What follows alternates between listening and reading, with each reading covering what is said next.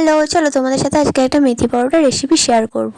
তো তোমাদের যদি ভিডিওটা ভালো লেগে থাকে তো কমেন্ট, শেয়ার আর লাইক করতে একদম ভুলবে না। দেখো, এই বাটিতে আমি 3 কাপ নিয়ে নিয়েছি আটা। এবার এখানে আমি নিয়ে নিয়েছি হাফ চামচ হলুদ গুঁড়ো আর একটু জোয়ান, আর নিয়ে নিয়েছি গোটা জিরে, নুন আর একটুখানি নিয়ে নিয়েছি মৌরি দিয়ে। এটাকে ভালো করে আমি হাত দিয়ে এবার মেখে নেবো। এখানে আমি কোনো রকম তেল দিচ্ছি না।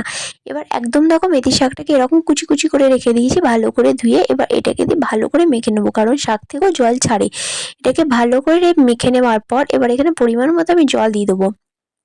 দিয়ে ভালো করে জল দিয়ে এবার আমি এটাকে মেখে নেবো। এবার এটাকে আমি 2 ঘন্টার জন্য রেস্টে রেখে দিয়েছি। তোমাদের হাতে সময় না থাকলে তোমরা আধ ঘন্টার জন্যও রাখতে পারো। এবার দেখো, 2 ঘন্টা পর এরকম একটা লেচি কেটে আমি একটা পরোটা শেপ করে নেবো। তোমরা তোমাদের মতন শেপ করে নেবে। এবার আমি একটা তাওয়া বসিয়ে এবার আমি একে একে পরোটাগুলো দিয়ে দেবো। পরোটাটা এপাশ ওপাশ যখন হালকা লাল লাল হয়ে আসবে, তখন আমি অল্প একটু করে তেল দিয়ে দিয়ে হালকা করে করে এবার একটু উপর ওপর ভেজে নেবো। যতক্ষণ না লাল লাল পরোটা হয়েছে ততক্ষণ মুচমুচেও হবে না আর খেতে ভালোও হবে না। তো আমাদের মেথি শাকের পরোটা একদম রেডি হয়ে গেছে। তোমরা যদি এটা বানাতে চাও অবশ্যই এটা ট্রাই করে একবার দেখবে। আর এই আলুর দমের রেসিপিটা যদি তোমরা চাও তাহলে কমেন্টে অবশ্যই জানিও।